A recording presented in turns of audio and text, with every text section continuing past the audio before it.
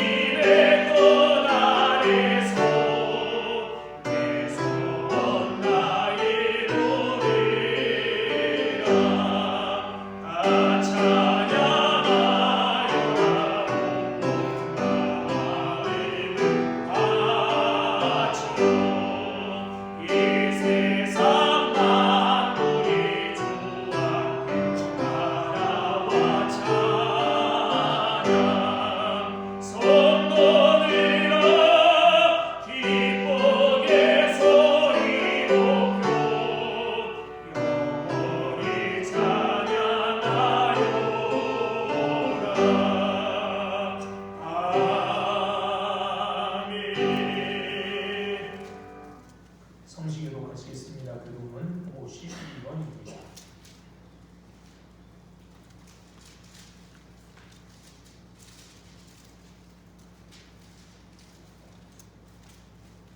교동문 52번, 시편 110편 교독합니다.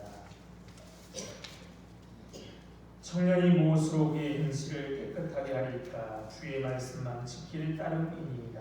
내가 전심으로 주를 찾아오니 주의 기념에서 떠나지 말게 하소서. 내가 주께 범죄하지 아니하여 주의 말씀을 내 마음에 두었나이다. 찬송을 받으실 주 여호와여, 주의 이름을 찬양하소서. 내가 주의 법도들을 작은 소리로 읊조리며 주의 길들에 주의하며 주의 이름을 즐거워하며 주의 말씀을 제하리이다. 주의 법이 나의 즐거움이 되지 아니하였다면 내가 고난 중에 멸망하였으리라. 내가 주의 법도를 영원히 잊지 아니하니 주께서 이것을 때문에 나를 찾아주시리이다. 나는 주의 것이오니 나를 구원하소서. 내가 주의 법도들만을 찾았나이다. 악인들이 나를 멸하려고 욕구하였으나 나는 주의 죄를 생각하였나이다. 내가 보니 모든 안전한 것이 다 끝이 있어도 주의 계명들은 심히 넓으니이다. 내가 주의 법을 지키기 사랑하는지로 내가 그것을 종일 작은 소리로 읊조리나이다. 아멘. 다같이 사도신경 하심으로 신앙 고백하시겠습니다. 전능하사 천지를 만드신 하나님 아버지를 내가 믿사오며 그 아들 우리 주 예수 그리스도를 믿사오니 이는 성령으로 잉태하사 동정녀 마리아에게 나시고 본디오 빌라도에게 고난을 받으사 십자가에 못 박혀 죽으시고 장사한 지 사흘 만에 죽은 자 가운데서 다시 살아나시며 하늘에 오르사 전능하신 하나님 우편에 앉아 계시다가 저리로서 산자와 죽은 자를 심판하러 오시리라. 성령을 믿사오며 거룩한 공예와 성도가 서로 교통하는 것과 죄를 사하여 주시는 것과 몸이 다시 사는 것과 영원히 사는 것을 믿사옵나이다. 아멘. 자리에 앉은 찬송가 295장 찬송가 95장 찬송 주시겠습니다.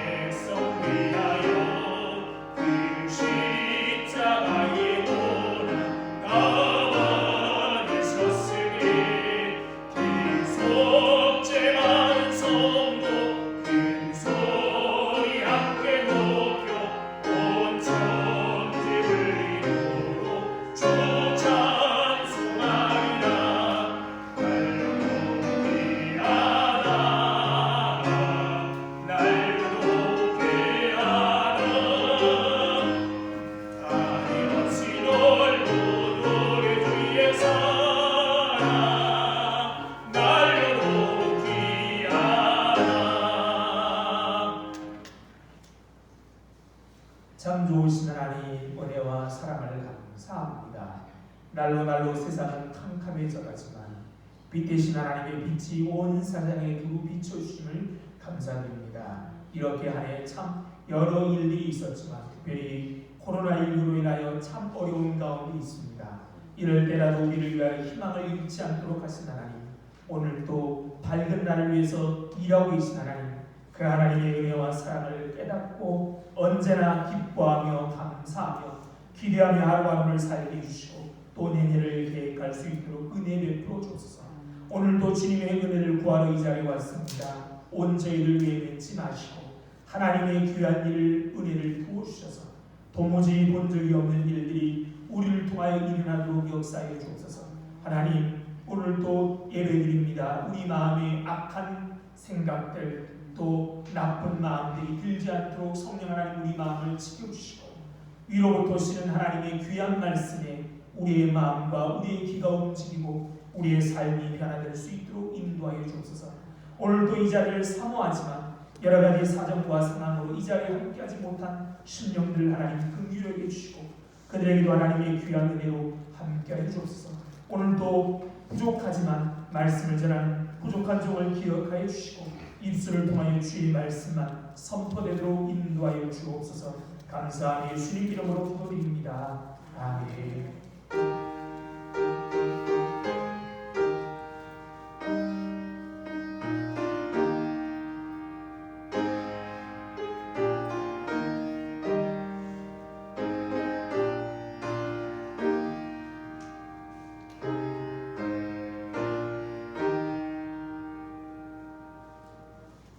하나님 말씀 보시겠습니다. 하나님 말씀은 마가복음 2장 1절로 12절에 있는 말씀입니다. 마가복음 2장 1절로 12절에 있는 말씀입니다.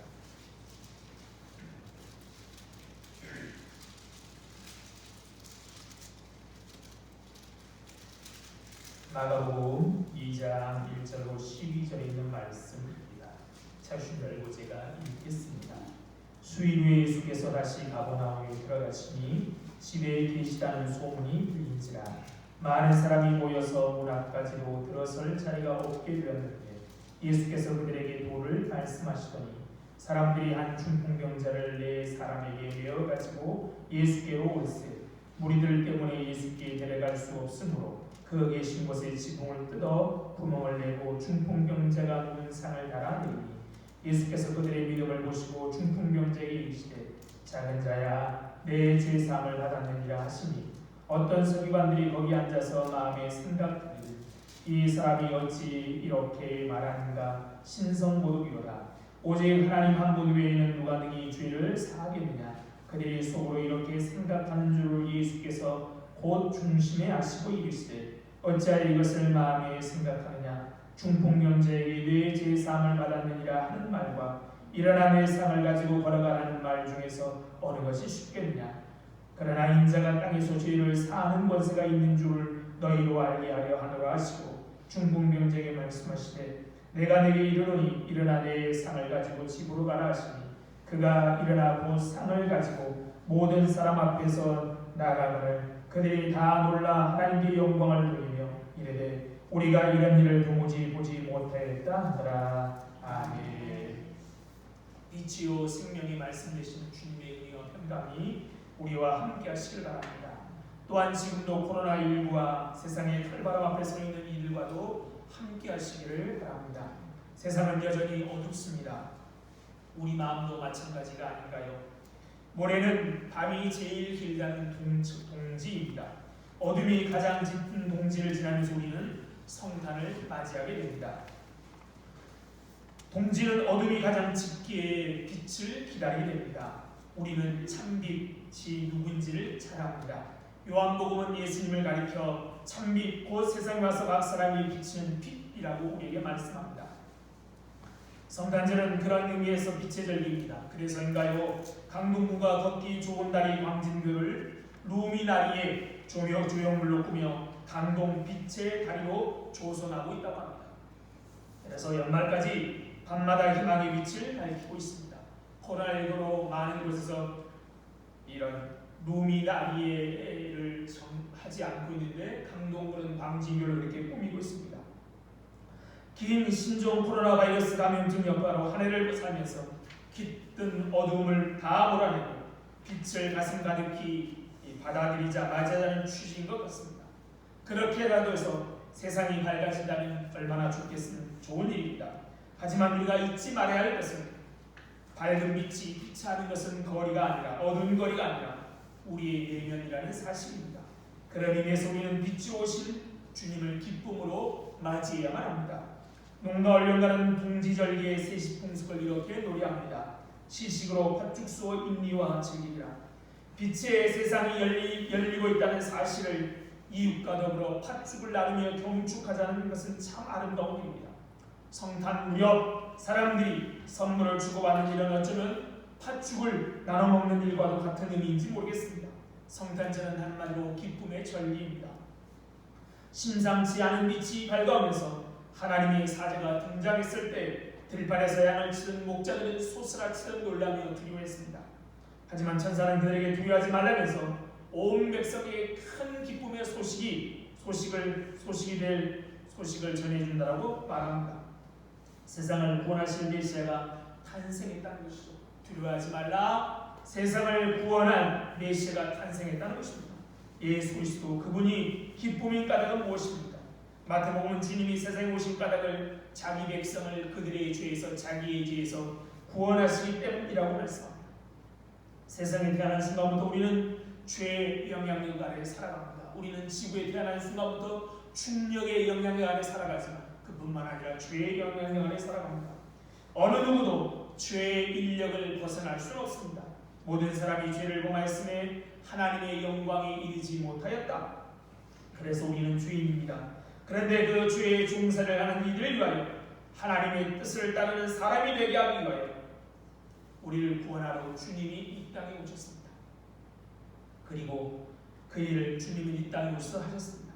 이보다 기쁜 일이 어디 있겠습니까? 오늘 본문에 보면 주님은 한 중풍병자에게 내 제사함을 받았다라고 공개적으로 선언하십니다. 우리가 이미 살펴본 마가복음 1장에서도 예수님은 질병을 치료하시고 기시를 내쫓으셨습니다. 당시의 사람들은 죄로 그 병들이 죄로 인한 것이라고 인식되었습니다. 그리고 주님은 이런 질병을 하나님께서 선하게 창조하신 인간의 맡기신 아름다운 인간을 이토록 망가뜨리고 무시하고 격리하고 인간 지금 못하는 것에 대해서 분노하셨죠. 그러면서 고치셨습니다. 주님의 치유와 죄의 사함이 관계가 있음을 우리는 알 수 있습니다. 이미 주님이 처음에 선포한 말씀도 무엇입니까? 회개하라, 천국이 가까웠다고 말씀하지 않습니까? 하지만 앞에서는 내 제사함을 받았다고 공개적으로 말씀하시지 않으신 주님께서 오늘 본문에서는 공개적으로 중풍병자를 고치시면서 내 제사함을 받았다고 선언하십니다. 주님은 당신의 사역이 죄의 삶과 관계되어 있다. 아니, 주님은 우리의 죄를 사하게 오셨다라고 공개적으로 드러내고 계십니다. 지난주에 이미 나눴지만 마가복음 1장 마지막의 단락은 예수님이 나병 환자를 치유하신 사건이 기록되어 있습니다. 나병 환자 한 사람이 예수께 나와 무릎을 꿇고 간청합니다. 원하시면 저를 깨끗하게 할 수 있습니다. 저를 고쳐달라고 하지 않고 깨끗하게 하실 수 있다라고 하는 이 나병 환자를 통해서 자신의 병을 더러운 곳 죄로 인식하고 있음을 알 수 있습니다. 당시 모든 사람들이 그렇게 생각했던 것이죠. 모든 병은 다 죄와 연관이 있다고 생각했습니다. 그런 그를 주님은 불쌍히 여기셔서 손을 내밀어 만지시며 내가 원하노니 깨끗함을 받으라고 말씀하셨습니다. 그러자 놀랍게도 나병이 떠나가고 그는 깨끗함을 얻었습니다. 주님은 그에게 제자에게 가서 몸을 보이고 아무에게도 이 사건을 알리지 말라고 했지만 나병 환자는 가던 길에 제자에게 가던 길에 자기에게 일어난 일을 도무지 알리지 않고는 견딜 수가 없어서 이 감동을 주체할 필요 없는 그런 사람들에게 알리고 있습니다. 그 때문에 예수님은 들어가기 동네에 들어갈 수가 없어서 동네 바깥 한적한 곳에 머물 수밖에 없었습니다. 중풍병자를 고친 사건을 다루는 본문 바로 직후에 그렇죠? 오늘 본문 바로당 13절부터 2장 13절부터는 이 논쟁들을 다루어지고 있습니다. 바리새인과 서기관들이 예수님이 제자들과 세리들과 올려온 음식값 주시는 것을 보고 이렇게 불퉁거립니다. 어찌하여 세리이 죄인들과 함께 먹는가? 세리와 죄인과 함께 먹는 것은 죄의 전염 감염되는 것이거든요. 그래서 사람들 또한 이렇게 의문을 제기합니다. 요한의 제자들과 바리새인의 제자들은 금식하는데 어찌하여 당신의 제자들은 금식하지 않습니까? 안식일날 밀밭 사이를 지나던 제자들이 길을 내면서 이삭을 자르는 것을 보고 바리새인들이 불쾌한 내색을 또 내비칩니다. 보시오, 저들이 어찌하여 안식일에 하지 못한 일을 하나이까? 예수님과 제자들은 당시 주류 세계에 속한 사람들 그리고 그들의 눈으로 세상을 보는 일에 익숙한 이들로부터 낯선 이들로 이방인으로 취급당하고 있습니다. 예수님과 제자들의 몸짓 하나하나는 사람들에게 어찌하라는 반응을 낳고 있습니다. 한마디로 말해 예수님 일행은 사회가 설정해 놓은 금기를 넘나드는 사람들이 예서 구축해 놓은 사회적 합의를 깨트리는 무리로 사람들로 인식되었던 것입니다. 그런데 오늘 본문 1절은 이렇게 시작합니다. 수요일에 예수께서 다시 가버나움에 들어가시니 집에 계시다는 소문이 들리다. 여기서 수요일이라는 말은 문자적으로 며칠이라는 의미이지만 얼마간의 긴 시간을 암시합니다. 예수께서 병자를 치유함으로 마을에 들어갈 수 없으셨죠. 나병 환자를 치유함으로. 그래서 주님은 어느 정도의 시간이 흐른 후에 다시 가버나움으로 들어오셨습니다. 동네에 들어가지 못하고 바깥 한적한 곳에 머무셨던 주님은 동네 한가운데로 들어오셨습니다. 그것은 사회적 통념이 지배하는 공간. 언제든 대중의 한호를 받을 수도 있지만 그들의 통념을 깨트리는 배척을 당할 수도 있는 곳입니다. 통념이 지배하는 곳에서는 어떤 새로움도 낯설거나 위험한 곳으로 취급되기 일쑤입니다. 그래서 선지자는 고향에서 대접받지 못하는 것입니다. 주님은 다시금 그런 곳으로 들어오셨습니다. 그러자 많은 사람들이 모여듭니다. 많은 사람들이 모여서 문 앞까지 들어설 자리가 없게 되었다라고 말합니다. 예수님이 그들 속에 있는 목마름을 눈치채시고 알아차리시고 그들에게 말씀을 전하였습니다. 마가는 특별히 무슨 말씀을 전했는지 기록하고 있지는 않지만 아마도 하나님이 통치하시는 삶에 대해서 말씀하셨을 것입니다. 예수님은 그것을 구체적 복잡하고 정교한 신학어가 아니라 단순하고 구체적인 일상적인 말을 통해서 전했을 것이죠. 그때 한 중풍병자가 주님께 다가옵니다. 중풍은 뇌의 어떤 부분이 막혀 혈액이 공급되지 않거나 또는 뇌 안에서 출혈이 일어나 몸의 일부 혹은 전부가 마비된 상황을 가리킵니다. 뇌졸중 또 뇌경색을 다 가리키는 것이죠. 음식 먹기도 힘듭니다. 마비돼서 본문의 중풍자는 아마 마비가 와서 움직일 수 없는 사람으로 여겨집니다. 그렇죠? 사회로부터 완전히 격리되던 나병 환자들과 달리 부정하덕에서 사회로부터 격리된 나병 환자들과 달리 중풍병자들은 사회로부터 격리되지는 않았지만 이도 몸에 마비가 와서 사회생활에 참여하기가 쉽지 않았습니다. 따라서 중풍병자는 다른 사람을 의지할 수밖에 없었습니다. 그래서 오늘도 주님을 찾아온 중풍병자는 네 사람이 그를 메고 찾아왔던 것이죠. 주님께 사람들에 매여 찾아왔습니다. 그런데 예수님께 다가갈 수 없었습니다. 마가는 그 까닭을 뭐라고 우리에게 전해줍니까? 무리들 때문이라고 말합니다. 평범한 말일 수도 있습니다. 성경의 무리라고 번역된 헬라어는 선하지도 악하지도 않은 군중, 힘없는 백성을 일컫는 말입니다. 밟으면 밟히고 뺏으면 빼앗기고 그런 사람들 말입니다. 김수영 시인의 말대로 바람이 불면 바람보다 먼저 눕고 바람이 지나면 다시 몸을 일으켜 세우는 풀과 같은 사람들. 그래서 백성을 뭐라고 말합니까? 민초라고 하지 않습니까? 그들은 늘 선하지도 않고 늘 악하지도 않습니다. 상황에 따라 그들의 처신은 얼마든지 달라집니다. 그들은 사회적 통념에 사로잡힌 사람들입니다. 그래서 나쁜 사람에게 가장 이용당하기 쉬운 사람들. 그들은 통념에 입각해서 예수의 말씀을 예곡하여 수용하기도 하고 자기들의 기대에 맞지 않는다고 예수를 배척하기도 합니다. 오늘 본문에서 중풍병자에게 무리가 장벽이 된 까닭이 무엇일까요? 그들은 병을 앓고 있다는 사실 자체가 그가 죄인임을 입증해 준다는 통념에 사로잡혀 있다는 것이 바로 그 장벽이었던 것이죠. 죄인이 올 수 없는 것이죠. 자기들에게. 중풍병자가 예수님과 만나려면 무리들의 통념이 해제되지 않고서는 안 되는 것입니다. 무리로 인해 길이 막히자 그를 내려온 사람들은 어떻게 합니까? 할 수 없지 하며 포기하고 돌아서지 않았습니다. 포기하고 가지 않고 땅의 문이 막히자 하늘을 바라봅니다. 당시 팔레스타인 집들의 지붕은 평평하게 되어 있다고 합니다. 그래서 지붕으로 올라가는 그 바깥 층계가 있어서 그 층계를 통하여 지붕에 올라간 이들은 지붕을 걷어내고 중풍병자를 예수께 달아내렸습니다. 놀라운 열정이죠. 중풍병자와 그를 데려온 이들이 어떤 관계인지는 우리는 알 수 없지만 예수와 환자를 기업고 대면시키겠다. 예수 앞으로 환자를 보내겠다는 열정이 있었습니다. 그들은 무리라는 장벽, 사회적 통념이라는 장벽에 도전한 사람들입니다. 그들의 남다름은 무엇입니까?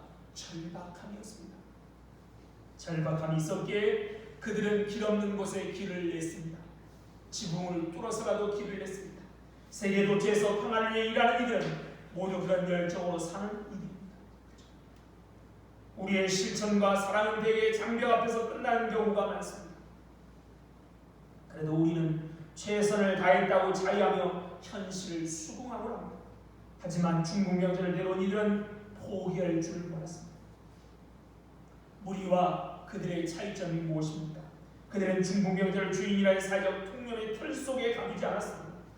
그의 존재를 있는 그대로 받아들이고 있습니다. 그들의 고통과 애로움에 환자의 고통과 애로움에 깊이 공감하고 불쌍히 여겼습니다. 그러기에 사회적 비난과 손가락질을 감수할 각오가 되어 있었던 것이죠. 남의 지붕을 뚫는 일이 어찌 쉽겠습니까? 그런데 그런 비난주는 감수할 각오가 되어 있었습니다. 이게 사랑이 아니고 무엇이겠습니까? 그들이 왜 사회적 비난과 손가락질을 감당합니까? 그것을 나아가는 믿음이라고 우리에게 말해줍니다.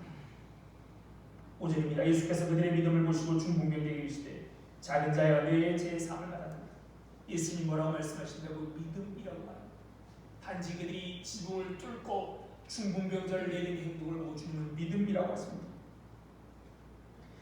믿음이 그들을 사회적 비난과 손가락질을 감수할 각오를 하게 한 것이죠. 믿음은 장애물을 극복하는 것과 관련 관계입니다. 시각장애인은 디모데 아들 바디메오가 그를 잠잠하는 사람들의 방해를 극복하고 더 크게 소리를 질렀습니다.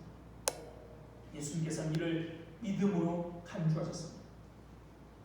12해 동안 혈류증으로 고생하던 여인에게 장애물은 혈류증 걸린 사람은 다른 사람에게 접근할 수 없다는 정결법이 그의 장애물이었습니다. 그런데 어떻게 해요? 이 장애물을 극복하고 예수의 몸에 손을 댄 행동을 예수께서는 그것을 믿음이라고 부르십니다. 이렇게 믿음은 장애물을 극복하는 기초에는 예수께서 병을 고쳐주신다는 믿음이 있었던 것이죠. 그 확신은 방해물을 만날 때 극복하는 살아있는 믿음이었고 일상성을 뛰어넘는 사고 전환을 포함한 믿음이었습니다. 즉 행함으로 나타난 믿음이었던 것이죠. 이들의 믿음을 모시고 주님은 이렇게 말씀합니다. 작은 자여 내 죄의 사함을 받았느냐.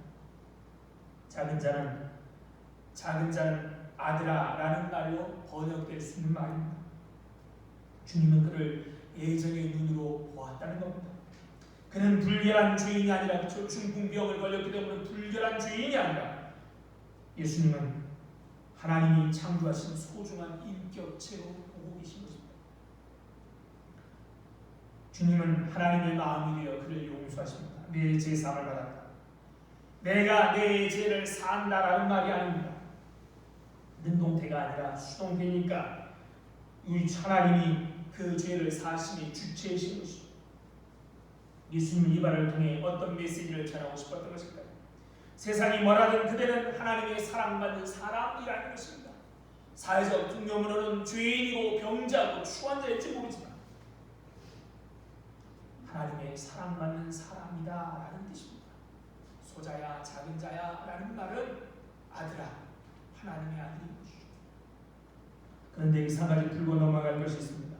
본문에 하는 믿음을 인정받은 사람은 환자 본인이 아니라 그를 예수께 데려온 사람들이었습니다. 우리는 흔히 아내의 믿음이 좋다고 남편이 구원받는다거나 부모의 믿음이 좋다고 자식이 구원받는 것이 아니라고 말합니다. 맞습니다. 사실입니다. 그렇다면 오늘 본문은 어떻게 이해해야 될까요? 사회적 통념에 구애받지 않고 한 사람의 생명을 온전하게 고쳐주고 싶은 그들의 믿음이, 즉 그들의 간절함이 구원 사건을 일으킬 수도 있다는 사실을 마가는 우리에게 강력히 전해주고 있습니다. 환자의 본인의 믿음이 있었느냐 없었느냐 가지고 논쟁할 필요는 없습니다. 한 존재에게 온전한 삶을 안겨주고 싶은 우리의 간절함 하나님을 움직이십니다. 우리 때문에 자식이 구원받는 거 아니지만 우리의 간절함이 하나님의 마음을 움직이시고 하나님이 어떻게 해요? 자녀의 마음을 움직이게 하신다는 것이죠. 진실한 믿음, 진실한 사랑은 주변의 구원이라는 파장을 불러일으키는 겁니다. 우리가 서로 진정으로 사랑하고 주님을 신뢰할 때 주님의 놀라운 기적이 일어나는 것입니다. 4명의 친구의 믿음 때문에 구원받는 게 아니라 4명의 친구의 믿음을 그 믿음이 그 환자에게도 갔던 것이죠. 그래서 주님은 구원해 주는 겁니다. 그런데 예수님의 말씀이 영 불편한 사람들이 있었습니다. 환자가 치유되고 병이 치유될 뿐만 아니라 죄의 사함을 받았는데 도저히 이것을 받아들이지 못하는 사람들이 있습니다. 그들은 바로 성경에 대해 전문가라고 자부하는 서기관들이었습니다. 그들은 눈앞에 벌어지고 있는 현실보다는 문자에 더욱 집착하는 이들이었습니다. 그래서 속으로 이렇게 말합니다. 이 사람이 어찌 이렇게 말하는가? 신성모독이로다. 오직 하나님 한 분에는 누가 능히 죄를 사하겠는가? 당시 병자의 치유가 확실하고 그것의 확인을 위해 필요한 제물이 제사장이 바쳐질 후에 비로소 율법은 제사장에게 병자가 깨끗했다 혹은 사함을 받았다고 선언할 수 있었습니다. 그러므로 내가 내 죄를 사한다든가 아니면 내 죄가 사함받았다고 했어도 예수님이 제사장이 아니고 또 제사도 없이 죄의 사함을 선포하는 것은 신성모독이라는 겁니다. 그렇죠? 중풍병자 비롯한 죄인들이 사함을 받는 경우는 어떤 겁니까? 제사장에게 제물이 드려지고 하나님께 그 제물이 바쳐진 후에라만 제사장은 비로소 죄의 사함을 받았다고 말해야 됩니다. 제사도 없었고요, 예수님은 제사장도 아니라는 겁니다. 그래서 신성모독이라는 겁니다. 그렇지만 우리가 알다시피 나단 선지자가 다윗에게 죄의 사함을 선포한 때도 제사가 없었고요, 또 예수님은 죄를 이 땅에 사는 권세가 일반이 없었습니다. 그리고 그렇게 하신 것이죠. 그러나 구원의 사건이 벌어지는 현장에서도 서기관들은 율법의 뜻이 아닌 문자에 매여 있어서 집착하고 있어서 하나님의 구원의 역사를 보지 못하고 있습니다. 이런 경우를 두고 사도 바울은 이렇게 말하지요. 우리가 다 지식이 있는 줄 알아. 지식은 교만하게 하고 사람은 덕을 세웁니다. 그들은 율법을 사람들에게 풀어 설명하는 사람들이었습니다. 하지만 그들은 머리만 클 뿐이지 공감의 능력을 잃어버린 사람들이었습니다. 사랑은 없었습니다. 마비된 몸으로 절망의 날을 보내고 있는 사람이나 그를 돕기 위해 사랑의 수고를 마다하지 않은 사람들을 보면서 그들은 법과 전통, 문자를 따지고 있습니다. 그들은 똑똑한 사람 같으나 실상은 어리석은 사람입니다. 생명을 살리지 못하는 지식은 죽은 지식일 뿐입니다. 그들은 하나님을 생명의 주인이라고 고백하면서 짓눌렸던 생명이 회복되는 현장에서 하나님께 영광을 돌리지 못하고 있습니다. 예수님은 서기관들의 불편한 마음을 금방 알아차시고 그를 책망하듯 말합니다. 어찌하여 이것을 마음에 생각하느냐. 그리고는 그들이 더 불편할 수밖에 없는 말씀을 이어서 하십니다. 10절입니다. 그러나 인자가 땅에서 죄를 사하는 권세가 있는 줄을 너희로 알게 하려 하노라. 이미 1장에 기록된 이적 사건들을 통하여 주님은 이보다 더 어려운 일을 해결하셨습니다. 주님의 말은 결코 빈말이 아니죠. 그리하여 나병한 자는 깨끗하여집니다. 이 말씀 물론 하나님의 아들이신 예수님이 죄를 사하는 권세가 있다. 인자라는 것은 예수님을 가리키는 이런 전문적인 용어죠. 다니엘 7장 13절에 나오는 말씀입니다. 그러나 속뜻도 분명히 있습니다. 사람들은 하나님의 이름으로 단죄하는 일에 익숙합니다. 하지만 용서하고 풀어내는 일에는 미숙합니다. 예수님은 이런 불균형을 깨뜨리고 계신 것이죠. 죄에 매여 있는 사람을 풀어주고 이런저런 삶의 질곡에 붙들려 옴짝달싹 못하는 사람들을 구해주는 것이야말로 하나님이 우리에게 위임하신 일이라는 겁니다. 분명히 죄를 사할 권세는 우리 주님 하나님밖에 없지만 이런 것을 우리에게 위임하여 주셨죠. 부활하신 주님은 제 아들에게 이렇게 말씀합니다. 너희가 누구의 죄든 사하면 사해질 것이고 누구의 죄든지 그대로 두면 그대로 있습니다. 궁극적으로 죄의 문제를 푸실 수 있는 분은 하나님 한 분뿐이십니다. 하지만 우리도 이 땅에서 죄의 문제를 풀기 위해서 노력해야 되는 것이죠. 하나님이 분명히 말씀합니다. 누구의 죄든 사하면 사해지고 우리가 누구의 죄든 사하면 사해질 것이요 그대로 두면 그대로 있으라고 말씀하십니다. 예수님은 중풍병자에게 일어나 내 상을 가지고 집으로 가라라고 말씀하십니다. 그래서 어떤 일이 벌어집니까? 본문은 그가 일어나 그 상을 가지고 모든 사람 앞으로 나아갔다라고 말씀합니다. 예수님이 말씀하시자 마비되었던 그 중풍병자의 몸과 마음이 풀렸고 두 다리의 힘이 채워진 것입니다. 사도행전 3장에 나오는 나면서부터 걷지 못하는 하반신 장애우가 있던 것처럼 아마 발과 발목에 힘이 들어갔던 것이죠. 그래서 그는 일어날 수밖에 없었던 것입니다. 이제까지 누워있던 상을 가지고 걸어 나갔습니다. 예수님의 말씀은 창조 때 울려 퍼졌던 하나님의 말씀과 다를 바 없습니다. 빛이 있으라니 빛이 생기고요. 내라고 하시냐 그대로 되었던 것입니다. 없던 것이 생기기도 하고 준 하나님의 말씀입니다. 있던 것이 원래의 기능을 발휘하는 것이죠. 중풍병자에게 원래 있던 다리가, 원래 있던 팔다리가 제 기능을 시작하기 시작합니다. 하나님의 말씀과 만나지 못해 우리는 나른하고 혼곤한 우울증에 벗어나지 못하고 있습니다. 그러나 주님의 말씀이 들어가자 중풍병자를 일으켜 세웠습니다. 주님이 나오라고 말씀하시자 죽은 지 나흘이나 되는 나사로가 무덤에서 걸어 나왔습니다. 지금이야말로 말씀이 사라진 시대입니다. 하나님의 말씀을 듣는 이들은 많지만 가슴으로, 배로, 발로 듣는 이들이 많지 않습니다. 귀에 달콤한 것만 가득 있습니다. 오늘 나오는 무리들처럼 자기 귀에 맞는 것만 있습니다. 그러니 말씀으로 인한 변화가 일어나지 않습니다. 주님의 말씀과 만나 생명이 회복된 중풍병자를 본 사람들은 크게 놀라서 우리가 이런 일을 도무지 보지 못하였다라고 하면서 하나님을 찬양했습니다. 구원의 사건, 우리가 주님의 말씀을 온전히 받아들이면 이렇게 도무지 보지 못했던 일, 보지 못하던 일이 일어나는 것이죠. 그래서 사람들 사이에 기쁨과 감사를 불러일으키게 됩니다. 우리가 하나님을 믿고 그 마음에 받아들이면 도무지 보지 못하던 본 적 없던 일들이 일어나 하나님께 영광을 돌리는 일들이 벌어집니다. 주님은 지금도 본 적이 없는 일이 일어나게 하십니다. 그것은 예수님이 일으키신 치유의 기적만이 아니라 용서의 기적도, 네 사람이 보여준 공동체의 믿음의 기적도 포함됩니다.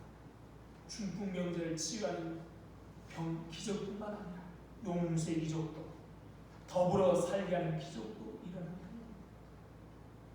우리 교회도 그런 일, 사람들이 본 적 없는 일들이 행할 수 있는 교회가 됐으면 좋겠습니다.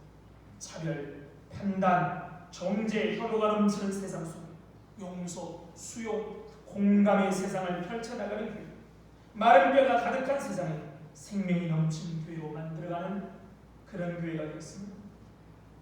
우리 각자가 주님에 의해 마비에서 깨어나 일어서 고통받는 이들과 깊은 연민과 그들과 아픔을 함께 나누는 중풍병자를 예수께 이끌었던 그런 사람들이 되어 본 적이 없는 일이 일어나기 바랍니다. 그렇죠? 지금도 얼마든지 일어납니다. 우리나라에 어떤 젊은이가 꿈을 갖고 있습니다. 돈을 벌어야겠지, 돈을 벌어야겠다는 꿈.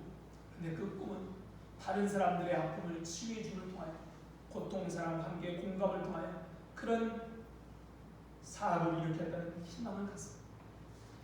그리고 그 희망을 갖고 꾸준히 일하던 일이 벌어집니다. 아프리카에 아이들이 공부하게 되고, 아프리카의 이 전구,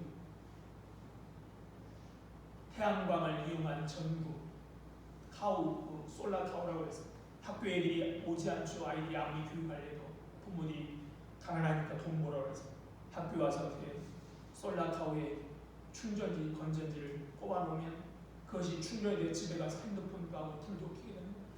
그래서 아이들이 학교 와서 공부하게 되고요. 그래서 너무 기뻐서 자기들이 찍은 핸드폰으로 찍은 영상을 올려놓고 있습니다. 그런 일들이 지금도 얼마든지 벌어집니다. 도무지 본 적 없는 일들이 지금도 일어납니다. 우리가 고통받는 이들에 대한 깊은 연민과 그들과 아픔을 함께 나누다 하는 마음만 가진다. 주님은 우리를 통하여 일하셔서 도무지 본 적이 없는 일들이 지금도 일어납니다. 그런 일들이 우리를 통하여, 우리 공동체를 통하여 일어나기를 소원합니다. 참 좋으신 하나님, 은혜와 사랑을 감사합니다. 오늘 또 마비되어 도저히 일어날 수 없는 사람들에게 힘과 능력을 주셔서 일어나 하나님의 영광을 돌리도록 은혜 베푸시오. 그렇게 걷지 못하는 사람들을 마음 아파하며 공감하는 우리들을 통하여 영광 받으시길 원하시는 하나님, 그 하나님의 은혜와 사랑을 감사합니다. 그런데 어리석게도 우리는 내 것, 내가 알고 있는 것에서만, 내 생각대로만 주님이 움직여주기를 바라는 우리들과 다를 바 없는 사랑임을 주님 앞에 고백합니다. 여전히 내가 생각한 대로 주님이 움직여주시기를, 내가 원하는 것만 주님이 해주시길 원하는 어리석은 우리를 깨우쳐 주시고 우리를 통하여 온 세상에 하나님의 뜻이 드러나길 원하시고 우리를 통하여 하나님의 구원의 역사가 온 곳에서 일어나길 원하시는 하나님, 그 하나님의 뜻을 깨닫고 하나님의 귀한 손과 발이 되어지는 우리 공동체가 될 수 있도록 은혜 베풀어 주세요. 그래서 고통받고 어려운 사람들에게 하나님의 생명의 빛이, 생명의 물줄기가 흘러가서 모든 사람들이 일어나 하나님의 영광을 돌리는 날이 속히 올 수 있도록 은혜 베풀어 주소서. 이렇게 이번 주에 주님이 이 땅에 오신 성탄입니다. 그 복된 날이 우리들만이 아니라 온 세상 사람들이 기뻐하는 날이 될 수 있도록 역사해 주시고, 그래서 고통받고 어려운 모든 사람들에게 하루만이라도 기쁨의 날이 될 수 있도록 역사하여 주옵소서. 감사하며 주님 이름으로 기도드립니다. 아멘.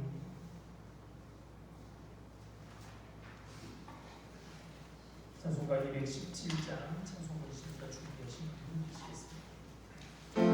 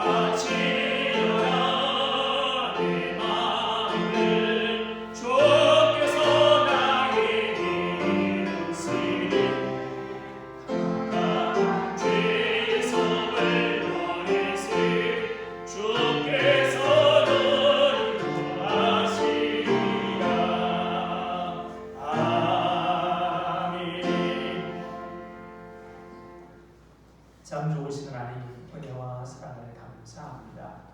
이렇게 참 어려운 시기이지만 그래도 하나님 우리를 붙들어 주시고 우리를 통하여 지금도 도무지 본 적 없는 일들이 일어나는 역사하시는 그 하나님의 은혜와 사랑을 감사하여 오늘도 주님 앞에 나와 귀한 물질을 드립니다. 이 물질과 함께 우리들을 받아주셔서 하늘의 귀하고 아름다운 일에만 사용하여 주옵소서. 물질이 없어서, 건강 때문에, 시간이 없어서, 무엇보다도 사랑이 없어서, 믿음이 없어서 하나님의 영광을 가리지 않도록 미리미리 넉넉하게 채우셔서 하나님께 영광을 돌리며 살아가는 저희들 될 수 있도록 은혜 베풀어 주옵소서.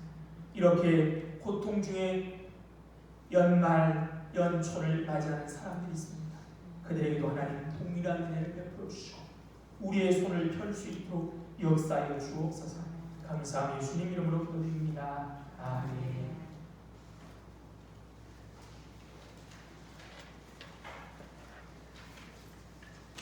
우리가 이 주일이 아닌 성탄에는 이 한부 2부에만 드렸었는데요.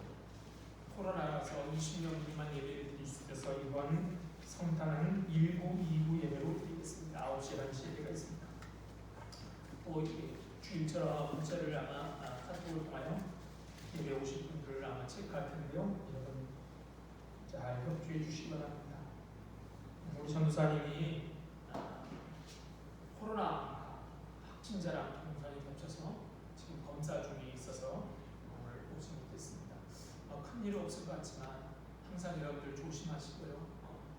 다행히 또 어떻게 될지 모르지만 곧 2,000명 넘어갈 줄 알았는데 1,000명대 계속 유지해서 그나마 다행인데 이게 빨리 줄어들 수 있도록 되도록 연말이지만 활동을 좀 자제하시고 집에서 가족들과 함께 되도록 많이 보내시기 바랍니다.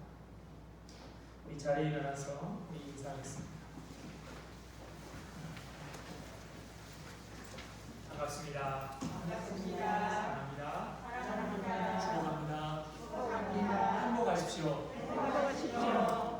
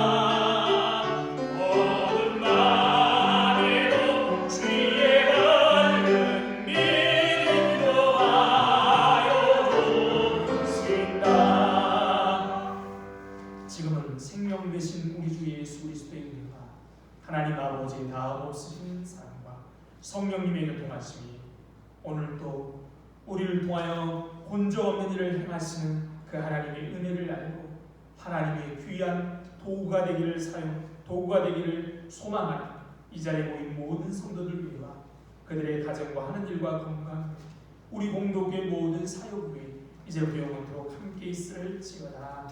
아멘.